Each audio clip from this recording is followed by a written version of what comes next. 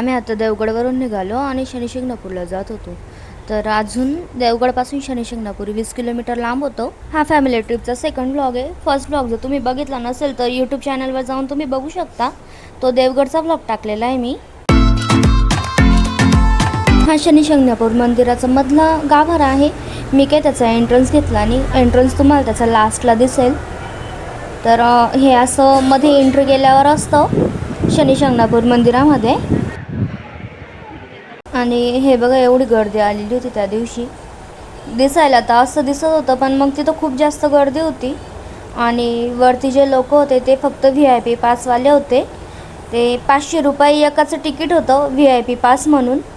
तर आम्ही काय तिथं गेलो नाही, आम्ही खालीच थांबलो होतो. खालीच तेल अर्पण करून दिलं आम्ही तिथं. आणि याच्या समोरच बरोबर विठ्ठल रुक्मिणी हनुमान आणि एका संतांचं मंदिर आहे. हे बघा विठ्ठल रुक्मिणी गणपती, परत हे अजून संत एक त्यांचं नाव तिथं वाचलं पण सध्या लक्षात नाही.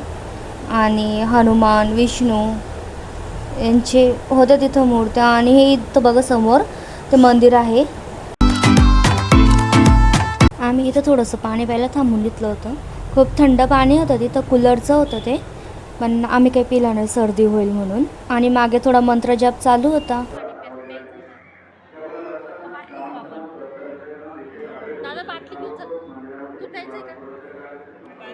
पाणी पिऊन निघाल्यानंतर आम्ही इकडे आलो होतो. बाहेर जाण्याचा रस्ता आहे हा. इथं थोडं रक्तदान शिबिर चालू होतं. आणि हे साईडला थोडंसं कुंड वगैरे तयार केलेलं आहे त्यांनी.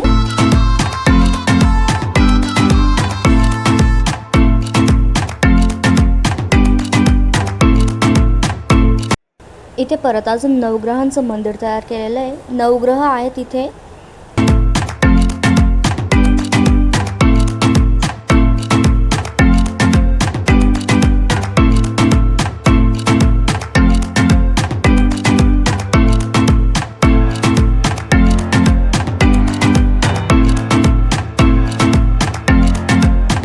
पायाला चटके खूप जबरदस्त बसत होते तिथं.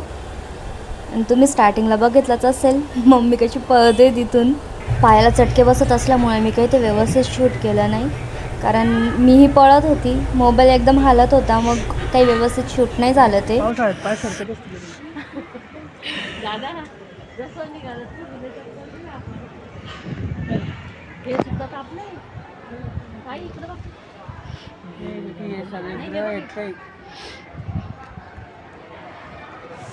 काय नाव आहेत पण.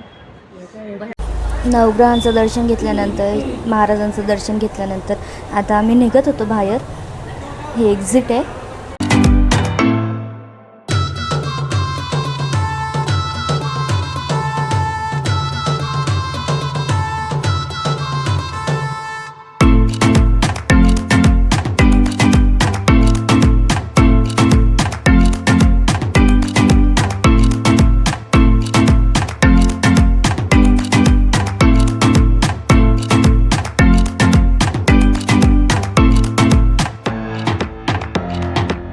हे बघा एंट्री अशी होती त्याची.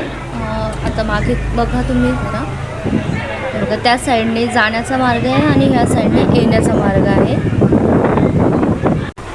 आम्हाला 3:30 तिथंच झाले होते म्हणून आता आम्ही निघत होतो. आणि हे बघा मागे ह्या ज्या दुकाने आहेत ना, इथून आपण पूजेचं साहित्य वगैरे घेऊ शकतो.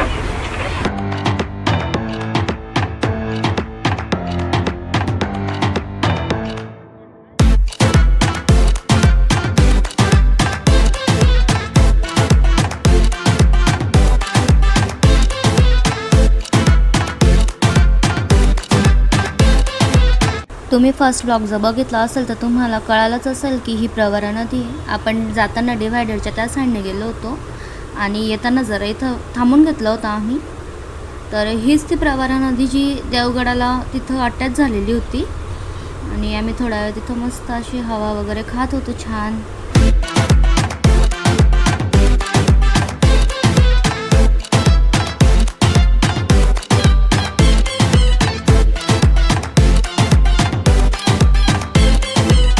थोडं 15-20 मिनटं तिथं थांबल्यानंतर आम्ही परत घरी यायला निघालो होतो.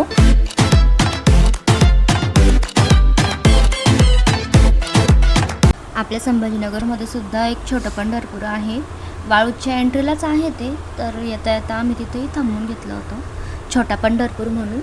तर इथंही विठ्ठल रुक्मिणीची मूर्ती आहे, छान मंदिर आहे असं. आणि हे जे तुम्ही वरती मूर्त्या बघतायत ना, ह्या बघा ह्या साईडला छोट्या छोट्या मूर्त्या लावलेल्या आहेत वरती. तर ह्या भगवान विष्णूच्या 10 अवतारांमधल्या आहेत त्या.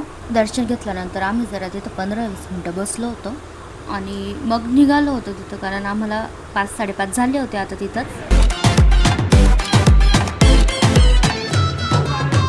आम्ही आता संभाजीनगरमध्ये एंट्री केलेलीच होती आणि जाताना मी तुम्हाला छावणी दाखवली होती. तर हा त्याचा मधला पार्ट आहे, इथून मधून जाता येतं. हा बघा हे साईडचं, ही छावणी आहे संभाजीनगरची. आम्ही काही तिकडून मेन रोडाने गेलो नाही, कारण तिकडं खूप ट्रॅफिक होता. मग आम्ही इथून शॉर्टकटच घेतला. तर आमच्या ह्या फॅमिली ट्रिपचा सेकंड ब्लॉग तुम्हाला कसा वाटला नक्की कमेंट करून सांगा.